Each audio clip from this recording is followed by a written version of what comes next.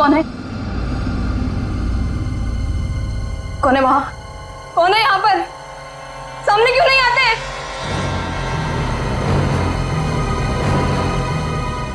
बस बहुत हो गया, बंद करो ये खेल, बंद करो ये खेल।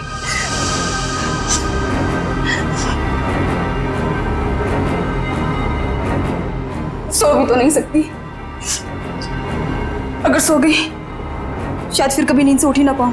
जूही, श्रुति तुमसे कितनी बार कहा है कि दरवाजा खटखटा के अंदर आया करो। ओ हेलो मैडम, ये गर्ल्स हॉस्टल है, किसी ऑफिस की बॉस का केबिन नहीं है। तुम नहीं समझोगी। जूही, क्या हुआ तुम्हें? इतनी चिड़चिड़ी और उखड़ी उखड़ी क्यों लग रही हो? जो इंसान 4 दिन से सोया नहीं हो ना, उसका बर्ताव ऐसे ही होगा ना। सोती क्यों नहीं? मैंने कहा था ना तुमसे, वो सिर्फ और सिर्फ सपने हैं, उनका कोई मतलब नहीं है। श्रुति, सिर्फ सपना नहीं है वो, जो मेरे ऊपर बीत रही है वो तेरे ऊपर बीत रही होती तब तुझे मेरी तकलीफ पता चलती। मैं तेरी तकलीफ समझ रही हूँ जूही, लेकिन तू मेरी बात नहीं समझ रही है। जैसा तू सोच रही है वैसा कुछ भी नहीं है। नहीं, चल अच्छा, अब थोड़ी देर आराम कर, चल। श्रुति नहीं, अब तो गहरी नींद में सो जा। मेरी बात मान जूही, सो जा थोड़ी देर। मैं नहीं सोऊंगी श्रुति। सो जा जूही, तुझे मुझ पे भरोसा है कि नहीं, है ना? तू अभी आराम से सो जा, मैं तेरे कमरे के बाहर ही हूँ। वो सपने फिर आएंगे श्रुति। नहीं आएंगे। Good night. साल भर पढ़ाई करते तो आज नौबत तो ना आती। मुझे बहुत डर लग रहा है यार, कुछ भी तो कंप्लीट नहीं हुआ है। मैं तो श्रुति से ना, श्रुति, पता है मैं तुझे ही ढूंढ रही थी। मुझे तेरे नोट्स देना यार, वरना पता नहीं एग्जाम्स में क्या होगा। मुझे बहुत डर लग रहा है यार। मेरे भी नोट्स अधूरे हैं। अच्छा ऐसा करते हैं कि कल लाइब्रेरी जाके इकट्ठा नोट्स बना लेते हैं। तुम दोनों टेंशन क्यों ले रहे हो? अरे गर्ल्स, क्या हो रहा है? एग्जाम शुरू होने वाले हैं। चलो सब अपने अपने कमरे में जाओ और जाकर पढ़ाई करो, बहुत रात हो गई है। Yes madam.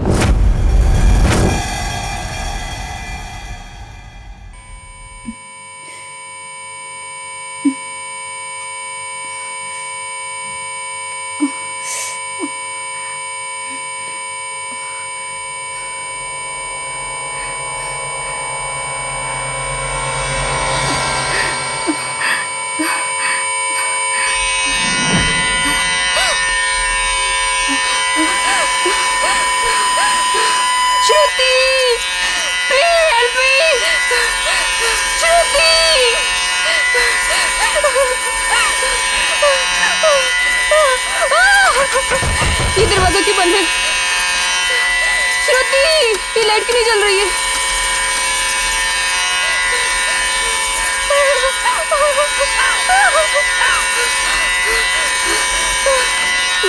ये खिड़की क्यों जाम है? बंद करो ये आवाज, मेरे कान के पट्टे फट जाएंगे।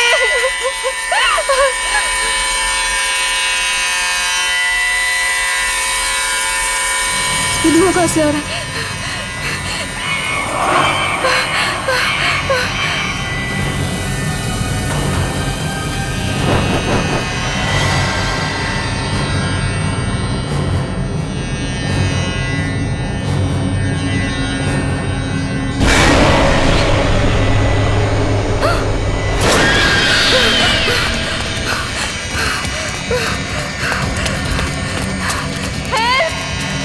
कोई बचाओ मुझे!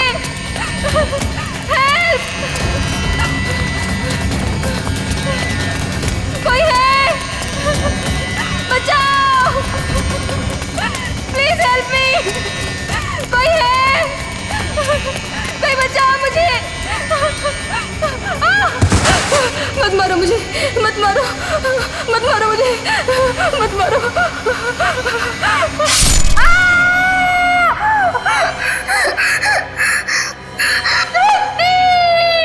ओह नो, ये तो जूही की चीख है। लगता है उसने वही पुराना सपना देखा है।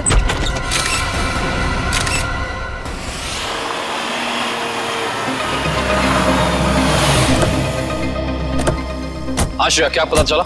सर, मरने वाली का नाम जूही है। वैसे भोपाल से है, मगर यहाँ एमबीए की पढ़ाई के लिए आई थी।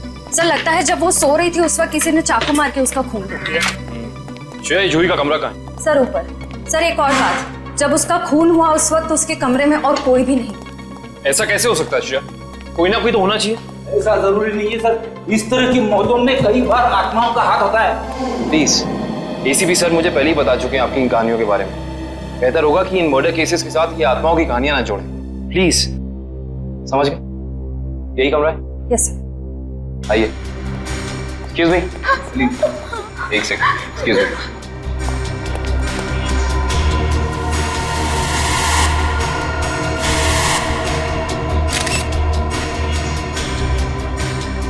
श्रेया, यहाँ पे चाकू का सिर्फ एक ही घाव है। लगता है खूनी ने इतनी जोर से वार किया कि एक ही वार में जूही की मौत हो गई। हाँ सर, हमला भी शायद जूही की नींद में ही हुआ। बेचारी को अपने आप को बचाने का मौका भी नहीं मिला होगा। एक्सक्यूज मी, यहाँ पे सबसे पहले जूही की मौत का पता किसको चला? सर, सबको एक साथ ही पता चला था।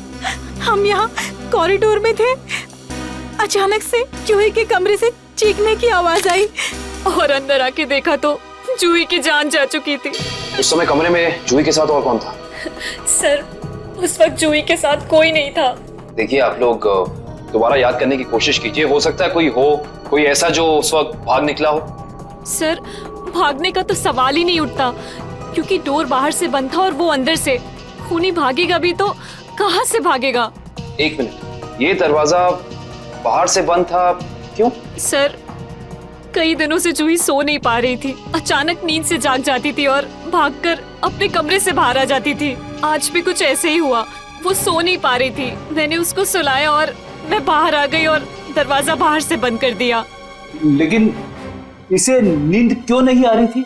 सर, कई दिनों से उसे डरावने सपने आ रहे थे। उसे ऐसा महसूस हो रहा था कि उसका सपनों में कोई खून करना चाह रहा है, उसकी कोई जान लेना चाह रहा है। हमें क्या पता था कि उसका सच में खून हो जाएगा।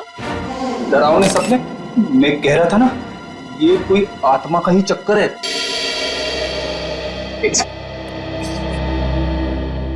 आपको कितनी बार बताया है कि आत्माओं की बातें सबके सामने मत किया करिए। वो लोग क्या सोचेंगे सीआईडी के बारे में? सॉरी। अच्छा, आप अभी कह रही थी कि जूही को डरावने सपने आते थे। कभी उसने आप लोगों के साथ कुछ शेयर किया कि उसे किस चीज के सपने आते हैं? कुछ भी? सर, उस ड्रॉर में जूही का स्केच बुक है। उस ड्रॉर में? जी सर। Sketch book? ये बुक? जी सर। ये चाकू? सर, ये वही चाकू है जिसे लेकर कोई उसका पीछा करता था सपनों में, उसे मारने के लिए। ये देखो, ये चाकू बिल्कुल ऐसा ही है जिससे जूही का कत्ल हुआ। हाँ सर। ये सारी ड्राइंग्स जो हैं इस बुक में, ये क्या जूही अपने सपने में देखती थी? जी सर। सर, लगता है ये किसी अंदर वाले का ही काम है, जो कमरे के अंदर आसानी से आ सकता हो और जिसे जूही के सपनों के बारे में पता हो। क्या तुम्हारे अलावा और कोई ये स्केचबुक के बारे में जानता था? कोई नहीं। खूनी अगर इस दरवाजे से अंदर नहीं आया तो फिर इस कमरे में आया कहां से? इस बालकनी से। लेकिन बालकनी का दरवाजा तो अंदर से बंद है। अगर खूनी खून करके बालकनी से भागा है तो फिर ये दरवाजा अंदर से बंद कैसे? बालकनी का दरवाजा बंद, कमरे का भी दरवाजा बंद। कहीं जूही की आग? ये खूनी यहाँ आया कहां से, ये अभी पता चल जाएगा।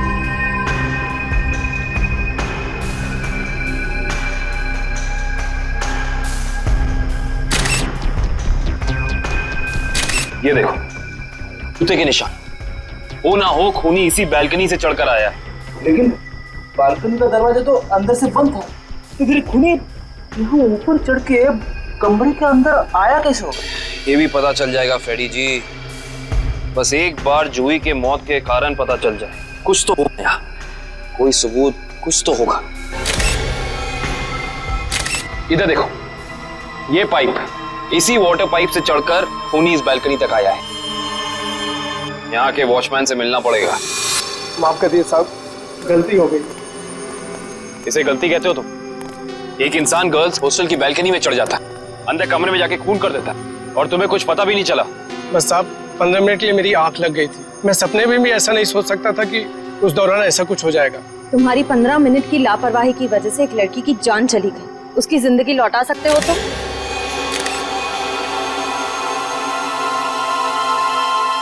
सर, ये जूता यहाँ झाड़ियों में पड़ा हुआ था। जूता यहाँ पे? हो ना हो, ये जूता उसी खूनी का है। सर, ये तो किसी आदमी का जूता लगता है। यानी बालकनी में जो इंसान चढ़ा था वो कोई आदमी था? सुनो, ये जूते को पहचानते हो? नहीं साहब। दोबारा याद करके बताओ, सही से याद करो। कोई इंसान यहाँ आया था जिसने ये लाल जूता पहना था? मैंने नहीं देखा, शायद अंजलि मैडम ने देखा हो, वो हमेशा रिसेप्शन पे बैठती है। ये अंजलि मैडम को बुलाओ, जाओ। जी सर। अगर ये जूता यहाँ है तो कुछ और भी जरूर होगा, ढूंढते हैं।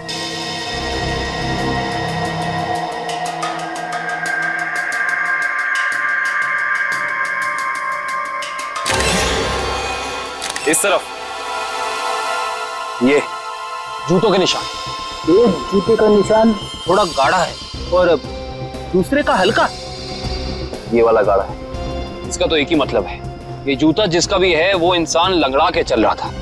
वो लंगड़ा के इसलिए चल रहा था क्योंकि जब वहां बैल्कनी से वो नीचे आया उसे चोट लग गई, फिर वो यहाँ से भागा और यहाँ पे जूता रह गया। हाँ साहब, मैं ही अंजलि हूँ। आपने मुझे बुलाया? जी अंजलि जी, हमें आपसे कुछ सवाल पूछने थे। जी। अंजलि जी, आपने इस लाल जूते को देखा? मेरा कहने का मतलब है किसी इंसान को इसको पहनकर यहाँ आते हुए देखा, लंगड़ाते हुए? हाँ साहब, मैंने देखा था। मनीष लंगड़ाते हुए जा रहा था। मनीष? ये मनीष कौन है? जूही का दोस्त है। अंजलि जी, जब वो यहाँ आया, ये गर्ल्स हॉस्टल है राइट, आपने उसको रोका नहीं? मैंने उसे रोका पर वो रुका ही नहीं। और क्या? मनीष अक्सर जूही से मिलने हॉस्टल आया करता था, पर कुछ दिनों से उन दोनों के बीच में अनबन चल रही थी। किस बात को लेकर अनबन चल रही थी? मुझे उस बारे में कुछ पता नहीं। कोई बात नहीं, अब तो इस बारे में हम मनीष से ही पूछ लेंगे।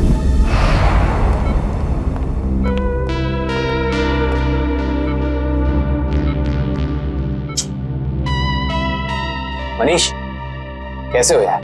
मैं ठीक हूँ, पर आप लोग कौन हैं? तुम्हारे शुभचिंतक हैं, सीआईडी वाले। सीआईडी? क्या बात है? क्या मेरी जान को किसी से खतरा है क्या? सुना आपने? खुद एक बेचारी लड़की को मार के खटिया पे लेटा पड़ा है और पूछ रहा है कि मेरी जान को कोई खतरा तो नहीं है। ये क्या कह रहे हैं आप? मैंने किसी की जान नहीं ली। मनीष, ये पाँव में चोट कैसे लगी तुम्हें? वो मैं सड़क पार कर रहा था तो एक बाइक वाले ने टक्कर मार दी मुझे। सड़क पार कर रहा था बेचारा, टक्कर मार दी? वैसे ये हादसा हुआ कहाँ? MI रोड पे, जीपीओ के सामने। जीपीओ के सामने? तभी तो। वैसे अगर ऐसा था तो ये लाल रंग का जूता जो तुम्हारा है, हमें पता है जीपीओ के सामने मिलना चाहिए था। पर कमाल की बात देखो, ये जूता हमें स्वर्णिमा गर्ल्स हॉस्टल के बाहर मिला। कैसे? मेरा जूता वहां कैसे पहुंचा?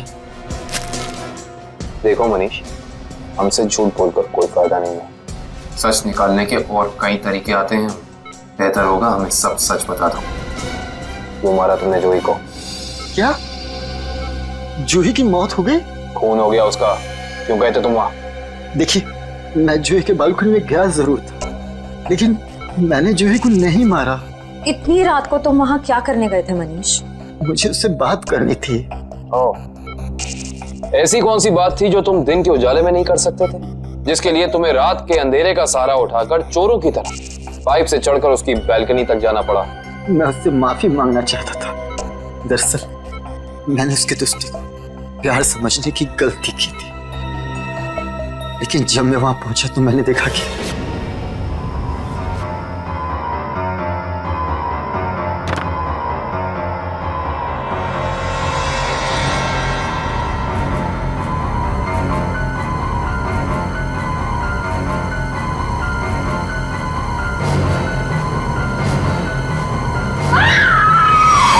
शर्म आनी चाहिए तुम्हें मनीष। उसकी मदद करने की बजाय तुम वहां से भाग गए। यही है तुम्हारा प्यार? अगर किसी ने वहां मुझे देख लिया होता तो इल्जाम तो मुझे पर आता ना। देख तो तुम्हें लिया ही था। अंजलि जी ने तुम्हें रोकने की कोशिश भी की पर तुम रुके नहीं। ये सब छोड़ो, हमें ये बताओ कि जब तुम वहां थे तो उस वक्त कमरे में और कौन था? मैंने वहां किसी को नहीं देखा। हेलो, क्या? एक और कौन? कहां पे?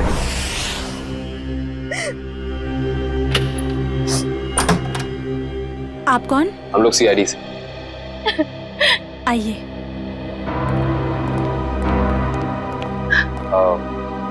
आप कल्कि जी हैं ना? जी सर, मैंने ही आपको फोन किया था।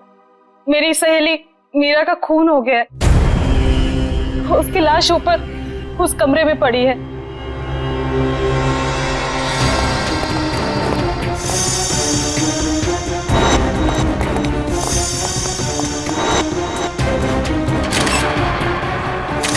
श्रेया, ये चाकू तो बिल्कुल वैसा ही लग रहा है जैसा जूही की मौत में यूज हुआ था। हाँ सर, लगता है किसी सीरियल किलर का काम। सीरियल किलर का भी हो सकता है और किसी ऐसे इंसान का भी जो दोनों जूही और मीरा को जानता है। वो यहाँ आया और उसने मीरा की जान भी इसकी नींद में ले ली। मतलब दो खून हूबहू एक ही तरीके से। सर, हाँ, लाश की हालत को देखकर लगता है कि इसकी मौत को 3-4 घंटे हो चुके हैं। 3-4 घंटे? लेकिन श्रेया, जूही की मौत को भी तो 3-4 घंटे ही हुए हैं। एक खूनी एक ही वक्त पे दो जगह पे कैसे हो सकता है? मैं तो कह रहा हूँ जरूर ये किसी आत्मा का ही चक्कर है। रेडी प्लीज, ये किसी आत्मा का चक्कर नहीं है। ये उस खूनी के किसी साथी या रिश्तेदार का चक्कर भी हो सकता है। लगता है इस जुर्म में एक से ज्यादा लोग शामिल हैं। लेकिन कैसे? कैसे हो सकता है? इस कमरे की सारी खिड़कियां, सारे दरवाजे अंदर से बंद हैं। और यहाँ पे कोई बालकनी भी नहीं है उस हॉस्टल की तरफ। तो फिर वो खूनी इस कमरे में आया कैसे? इस कमरे की तलाशी लो, कोई ना कोई सुराग जरूर मिलेगा। श्रेया, इसकी फोटो एल्बम और फोन डायरीज चेक करो। हो सकता है जूही और मीरा के बीच में कोई ना कोई कनेक्शन मिल जाए हमें। Sir, ready? एम्बुलेंस को फोन करो बॉडी ले जाने के लिए। मुझे नीचे इसकी दोस्त से कुछ सवाल पूछने हैं।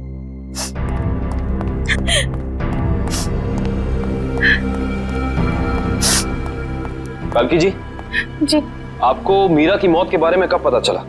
रात को मैं काफी देर से ऑफिस से लौटी तो मैं इस कॉरिडोर से गुजर रही थी कि तभी मुझे मीरा के चीखने की आवाज सुनाई दी। मैं दौड़ती हुई उसके दरवाजे तक आई। मीरा का दरवाजा खटखटाया पर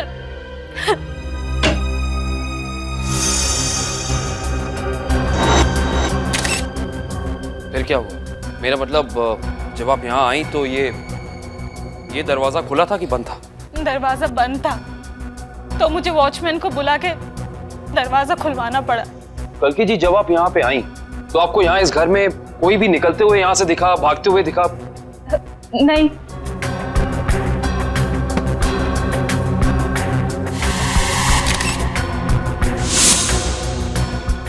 कल्कि जी, आपकी दोस्त मीरा काम क्या करती? बैंक की एरिया मैनेजर थी वो, और 2 साल पहले उसका तबादला हमारे शहर में हुआ था। तबादला? हाँ श्रेया, क्या पता चला? सर, मरने वाली का नाम जूही है। वैसे भोपाल से है मगर यहाँ MBA की पढ़ाई के लिए आई थी। क्या ये तबादला भोपाल से यहाँ हुआ? जोधपुर से। पर क्यों सर? आपकी दोस्त मीरा किसी जूही नाम की लड़की को जानती थी? जहाँ तक मुझे पता है सर, इस नाम की तो उसकी कोई दोस्त नहीं थी। दोस्त नहीं तो कोई रिश्तेदार? क्योंकि कुछ घंटे पहले एक 21 साल की लड़की का बिल्कुल इसी तरीके से खून हुआ है। उस लड़की का नाम जूही था और ये उसकी तस्वीर है। क्या आप जानती हैं इसे? नहीं। आप जानती?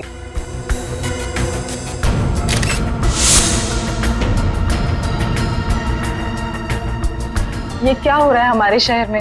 आम आदमी तो बिल्कुल भी सुरक्षित नहीं है। कल्कि जी, आपको किसी पे शक है? I mean, आपकी दोस्त मीरा की किसी से कोई दुश्मनी, कोई अनबन? उसका कोई दुश्मन नहीं था सर। मीरा तो बहुत ही सुलझी हुई लड़की थी।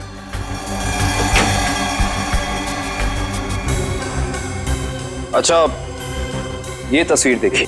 इस आदमी का नाम मनीष है। क्या आप इसे जानती हैं? नहीं सर। सर, आशा, मैंने मीरा के सारी डायरीज, सारे एल्बम्स चेक किए। मीरा और जूही के बीच कोई कनेक्शन नहीं है। कोई संबंध नहीं है। कोई ना कोई संबंध तो जरूर है, वरना ये खूनी सिर्फ इन्हीं दोनों लड़कियों को निशाना क्यों बनाएगा? कुछ तो है जो हमें समझ नहीं आ रहा है। कल्कि जी, क्या कुछ दिनों से मीरा किसी बात को लेकर परेशान थी? हाँ सर, कुछ दिनों से उसे डरावने सपने आ रहे थे। डरावने सपने? मीरा को भी डरावने सपने आ रहे थे? हाँ सर, बस कहती रहती थी कि उसका कोई खून करना चाहता है।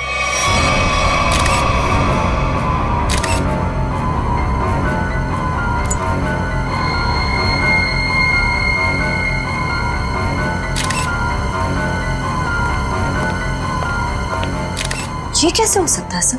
जूही और मीरा को ठीक एक तरीके के सपने कैसे आ सकते हैं? सर, खूनी के अंदर आने का रास्ता तो नहीं मिला है, लेकिन ये स्क्रू मिला है मीरा के बेड के नीचे से। एक काम करिए, वॉचमैन से पूछताछ कीजिए, देखिए क्या पता चलता है मीरा के बारे में। तब तक इस स्क्रू की गुत्थी को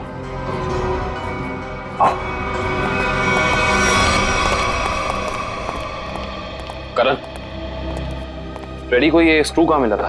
सर वहां उधर। इधर? ये स्क्रू हाँ आया कैसे होगा? हाँ ले आओ, संभाल के। इश्ता, श्रेया, संभाल के।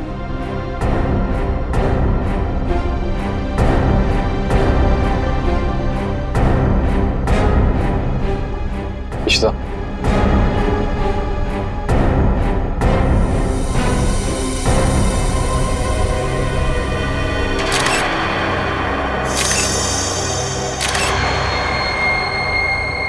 ये बात है। क्या हो सर? ये देख रही हो सीलिंग फैन? अब ये सीलिंग फैन इस स्क्रू की गुत्थी को सुलझाएगा। करण, समझ गया सर।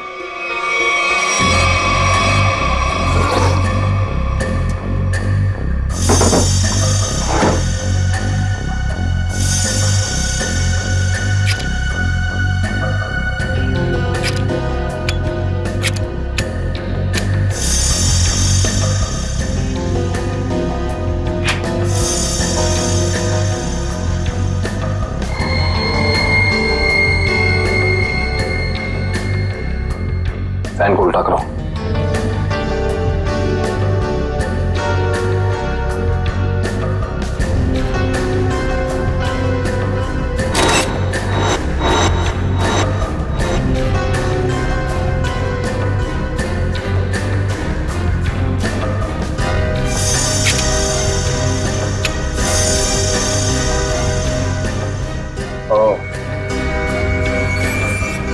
सर यानी ये स्क्रू इस फैन का है? हाँ श्रेया, किसी ने इस फैन के साथ छेड़खानी की है, अभी पता चल जाएगा।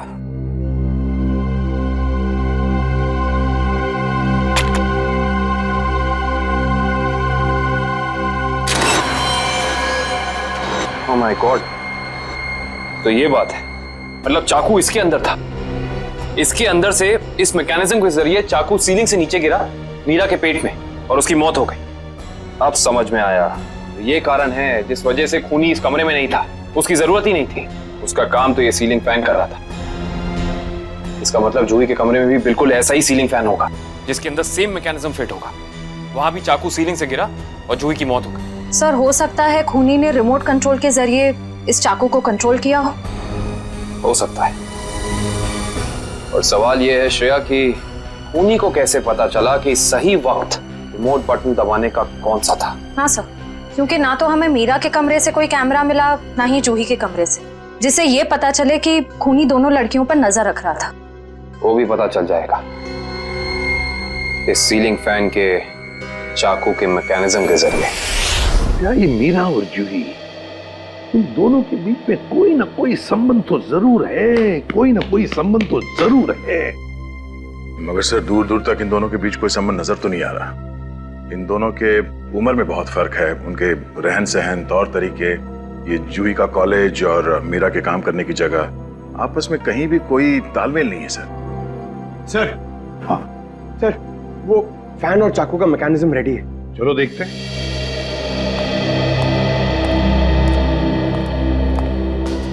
पंकज, रिमोट ऑन करो।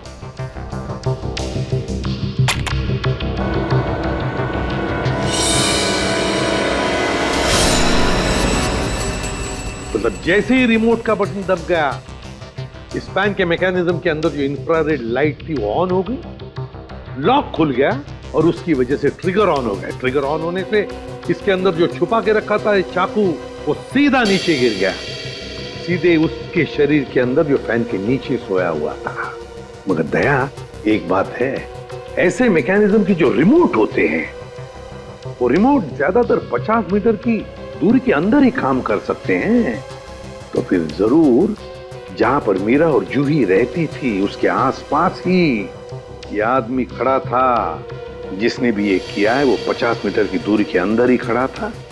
वहां से उसने रिमोट चलाया और खून कर दिया मीरा और जूही का। और फिर वो सपने, वो एक जैसे सपने जो मीरा और जूही दोनों की नींद में आते थे, ऐसे सपने तो जानबूझकर ही डाले जा सकते हैं, प्लान करके डाले जा सकते हैं, मगर उसके लिए जरूर कोई तो ट्रिगर होना चाहिए। सर, हाँ, जूही के कमरे में लगे पंखे में भी ठीक ऐसा ही मैकेनिज्म मिला है। और तो और जूही और मीरा दोनों के कमरों में 1 हफ्ते पहले इलेक्ट्रिकल वायरिंग का कुछ काम हुआ था। जूही और मीरा दोनों के घर में, दोनों के कमरों में 1 हफ्ते पहले इलेक्ट्रिकल वायरिंग हुई थी। कहीं ऐसा तो नहीं कि ये वही इलेक्ट्रीशियन है जिसने दोनों के घरों में इलेक्ट्रिकल का काम कर दिया और फिर खून भी उसी ने किया? पता लगाना पड़ेगा इस इलेक्ट्रीशियन के बारे में।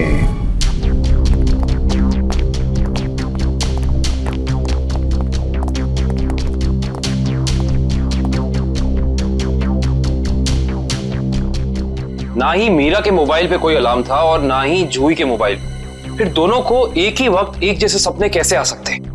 इसका मतलब सपने ट्रिगर करने वाला मैकेनिज्म यहीं कहीं है। सर, ये देखिए, इस पे अलार्म है, लेकिन सुबह 6 बजे का। 6 बजे का? पर मीरा की मौत तो 3 बजे हुई थी, तो सपने शुरू करने का ट्रिगर लगभग 1 या 1.5 के बीच का होना चाहिए।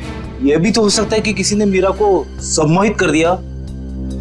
ऐसा नहीं हो सकता फ्रेडी, क्योंकि अगर ऐसा होता तो मीरा के दिन भर का हाव भाव, चाल चलन सब प्रभावित होता।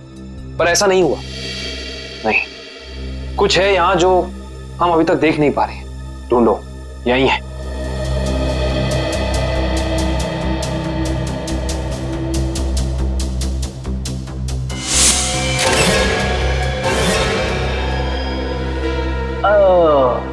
ये देखो, टीवी के पीछे ये बॉक्स लगा हुआ था। बॉक्स? कहीं ये ट्रिगर मैकेनिज्म इस बक्से के अंदर तो नहीं फिक्स किया हुआ है?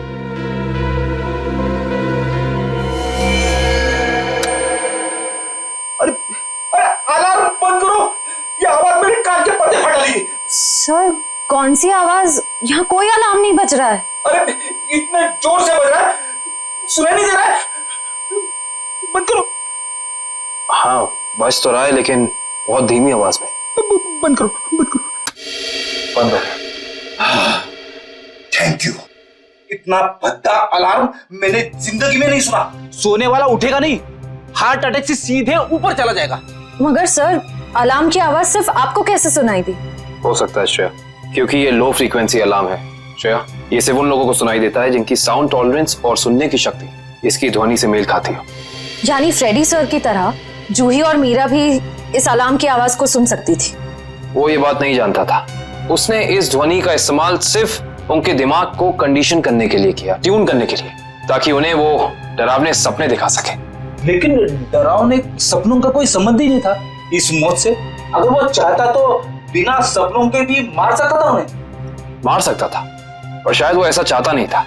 खूनी अपने शिकार के साथ खेलना चाहता था, तड़पाना चाहता था, फिर उनकी नींद में उन्हें एक गहरी मौत देना चाहता था।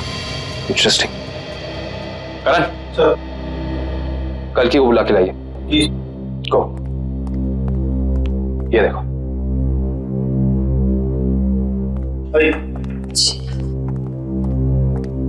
आइए। अलकी जी, जी। इस आवाज को पहचानती हैं आप? ये आवाज मैंने यही सुनी है, मीरा के घर पे।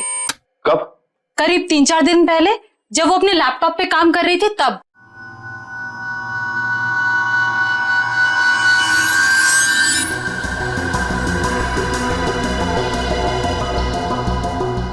आपको मीरा के लैपटॉप का पासवर्ड पता है?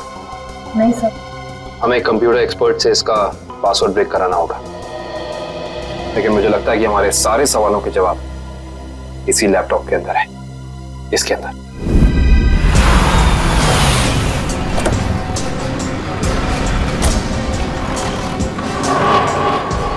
भाई साहब, हम लोग सीआईडी से। सीआईडी से? क्या हुआ साहब? हमें पता लगा है कि पिछले हफ्ते आपका एक इलेक्ट्रिशियन वायरिंग करने के लिए इस एड्रेस पे गया। हाँ साहब, गया तो था, पर हुआ क्या? इन दोनों जगहों पे एक एक खून हुए और हमें शक है कि ये खून आपके इलेक्ट्रिशियन ने किया है। मेरे इलेक्ट्रिशियन? हाँ, और वो भी पंखे में चाकू फिट करके। अरे बाप रे, पंखे में चाकू? जी हाँ, और आप ये बताइए कि इन दोनों जगहों पे आपका कौन सा इलेक्ट्रिशियन गया था? मंगेश गया था सर, पर आज वो आया नहीं है। इस मंगेश का एड्रेस तो है ना तुम्हारे पास? हाँ, मंगेश का एड्रेस लेके ना। सर, वो लैपटॉप का और ईमेल का पासवर्ड खुल गया। Very good job, thank you very much. काबिन, जरा लैपटॉप चेक करो। जी। देखो वो ऑडियो फाइल है क्या इसमें, जिससे सपने आते थे उससे?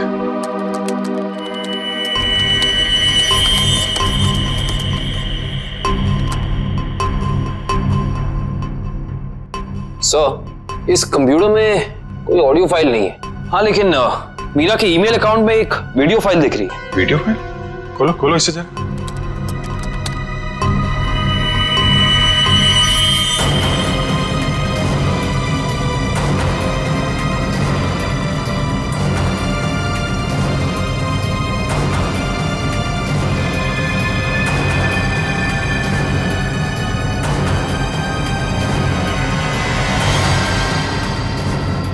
सर, ये सारे विजुअल तो मैंने जूही की स्केचबुक में देखे, स्पेशली ये नाला, ये बोर्ड और मास्क पहना हुआ आदमी, तीनों। इसका मतलब खूनी ने जूही और मीरा दोनों को चेतावनी भेजी थी। उन लोगों को हमारे पास आना चाहिए था मदद मांगने। जरा ये फाइल फिर से चलाना।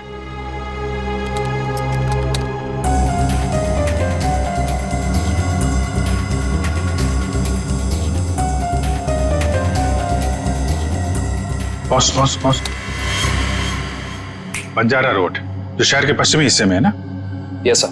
मतलब जो कुछ हुआ है बंजारा रोड पे ही हुआ है।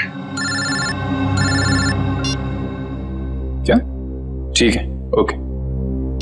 सर, उस इलेक्ट्रिशियन मंगेश का जो पता मिला था वो नकली है सर। कोई बात नहीं, स्केच बनवाओ उसका और अपने डेटाबेस में चेक करो। बंजारा रोड, वहां जाके देखना पड़ेगा। सब लोग बाहर ध्यान रखना।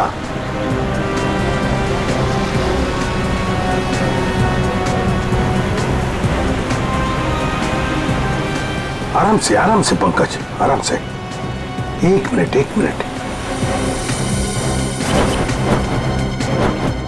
यह है ना एक सूखा नाला है और वो रहा पेड़। सूखा नाला और उसमें वो पेड़। जरा आगे चलकर देखते हैं।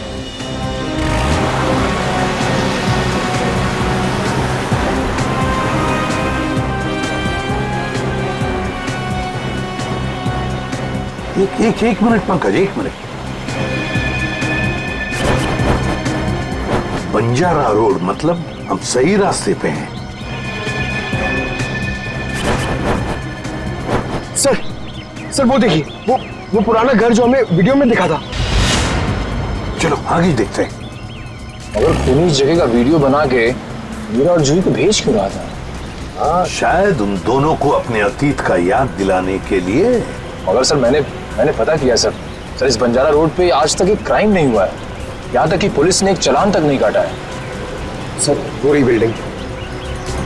हाँ, वो क्या, रॉयल मून होटल। ले लो अंदर।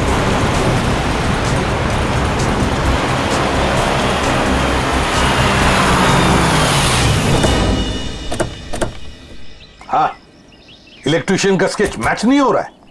तो कोई बात नहीं, ठीक है, वेलकम सर। कहिए मैं आपकी क्या सहायता कर सकता हूँ? हम लोग सीआईडी से हैं। दरअसल एक केस के सिलसिले में कुछ पूछताछ करनी थी आपसे।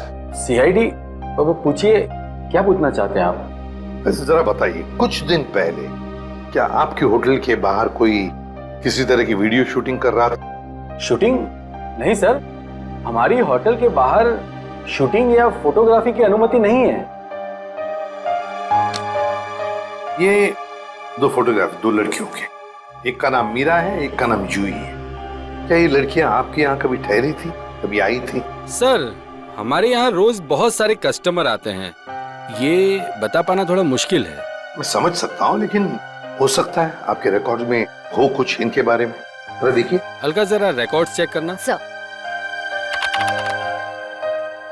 हाँ सर, ये दोनों गेस्ट हमारे होटल पे रुके थे पिछले साल 17 मई 2013। 17 मई 2013, मतलब 1 साल पहले। तो क्या एक साथ आई थी या अलग अलग? नहीं, अलग अलग। सर, इन दोनों के पास शहर में रहने के लिए जगह है। एक घर में रहती है और एक हॉस्टल में रहती है। फिर ये दोनों यहाँ किस लिए आई थी? कोई तो वजह होगी ना पंकज, कोई तो वजह होगी। क्या आपका रिकॉर्ड देख सकता हूँ 17 मई 2013 का? Sure sir. 17 मई 2013, काफी सारी लड़कियां आई थी उस दिन आपके होटल में। कोई फंक्शन वगैरह था क्या? हाँ सर, हो सकता है, क्योंकि हमारे होटल के पास में एक कम्युनिटी हॉल है। वहाँ आए दिनों फंक्शंस होते रहते हैं। अच्छा, कस्टमर का नाम रवि, 5 टैक्सीज बुक की थी उसने, 5। हाँ सर, ये एक नारी सेवा केंद्र चलाते हैं, मुस्कुराहट नाम है एनजीओ का। और वो अभी भी इसी होटल में ठहरा हुआ है सर। रवि इस वक्त आपके होटल में ठहरे हैं? पास वाले कम्युनिटी हॉल में जो फंक्शन चल रहा है, रवि का ही एनजीओ का फंक्शन हो सकता है।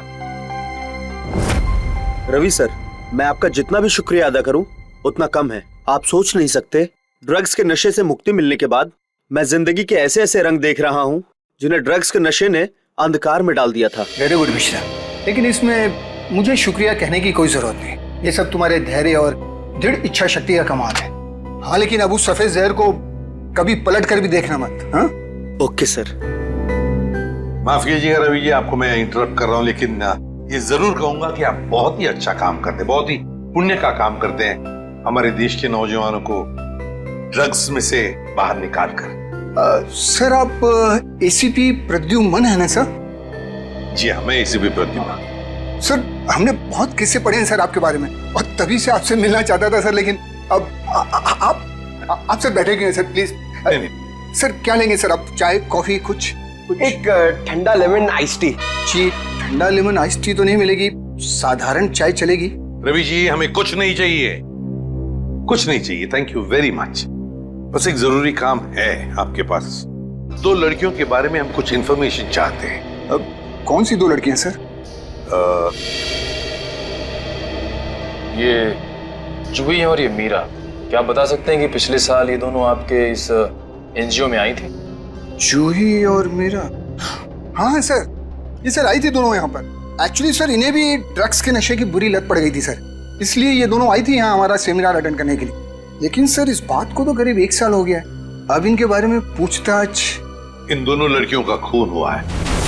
क्या खून हो गया? लेकिन सर, कैसे, किसने किया सर?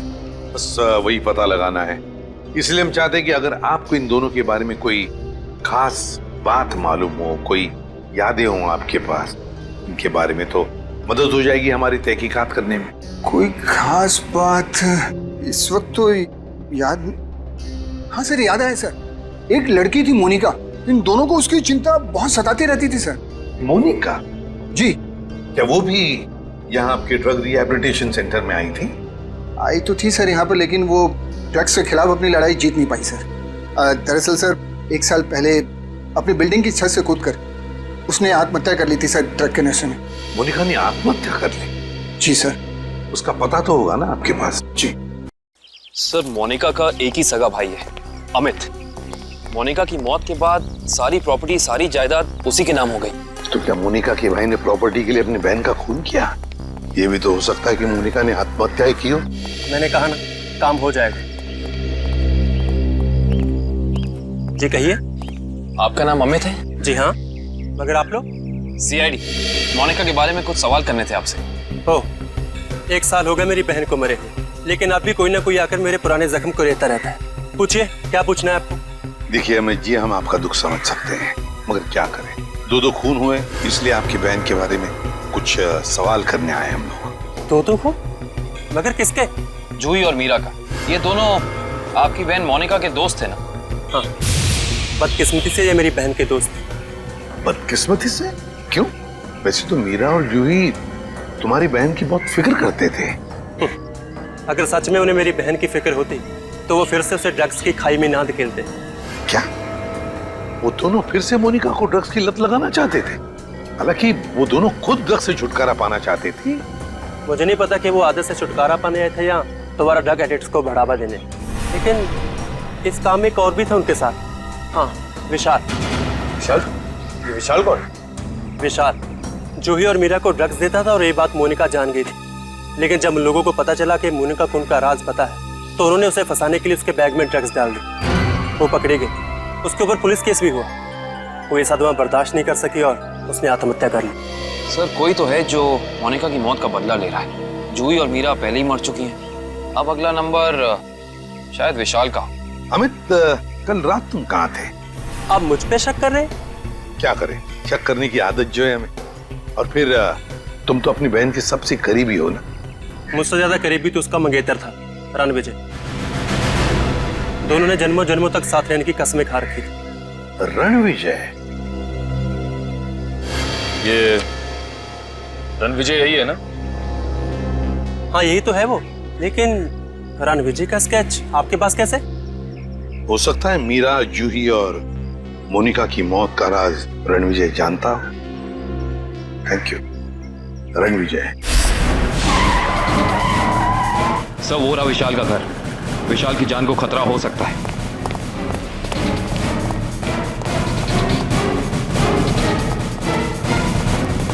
सर, लगता है रणविजय पहले ही पहुंच चुका है। विशाल, ठीक तो हो ना? सर, जान बचा के भागो सर। रणविजय कहाँ है? सर,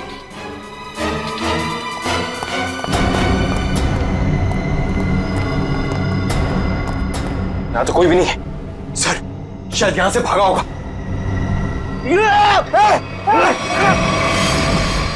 रणविजय! कोई मत हिलना, इसको मालूम नहीं दो। छोड़ दो उसे, छोड़ दो।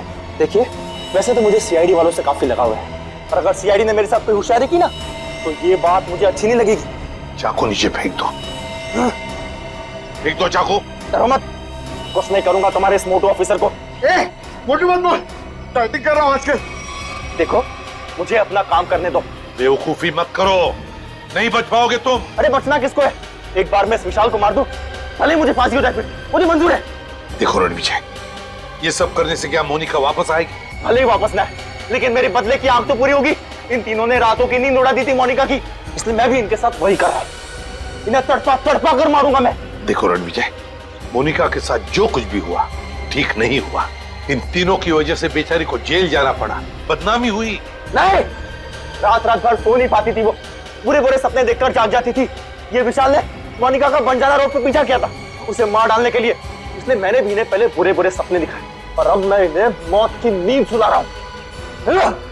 रणविजय, ये तुम क्या करने जा रहे हो? विशाल को उसके किए की सजा कानून देगा। अरे कानून का क्या गया, प्यार तो मैंने अपना खोया है ना।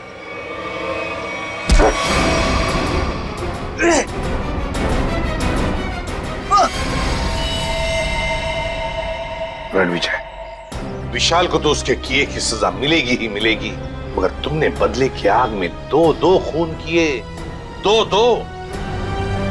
तुम्हें तो शायद फांसी ही होगी, फांसी।